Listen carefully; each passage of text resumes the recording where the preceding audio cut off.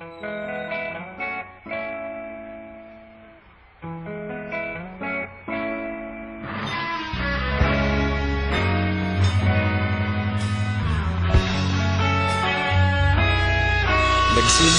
ang lahat sa eskwela, nagsama-samang 12 sa kalokohan at sa tuksuhan, hindi maawat sa isa't isa.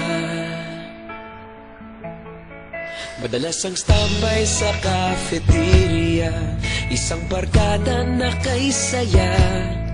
Laging may hawak-hawak na gitara, konting udyok lamang kakanta na.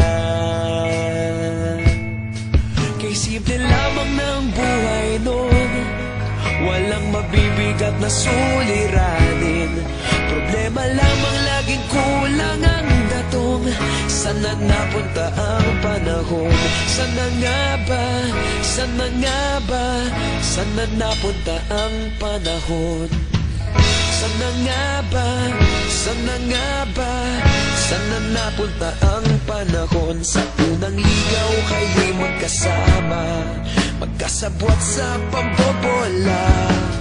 Walang sikreto kayong tinatago, okay sarap ng samahang barkada.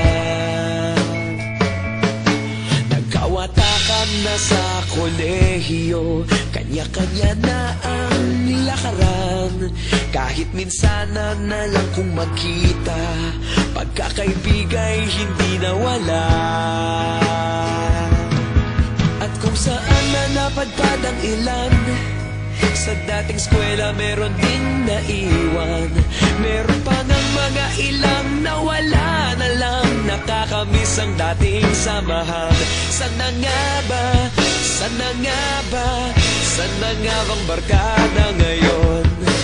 Sana nga ba? Sana nga ba? Sana nga bang barkada ngayon?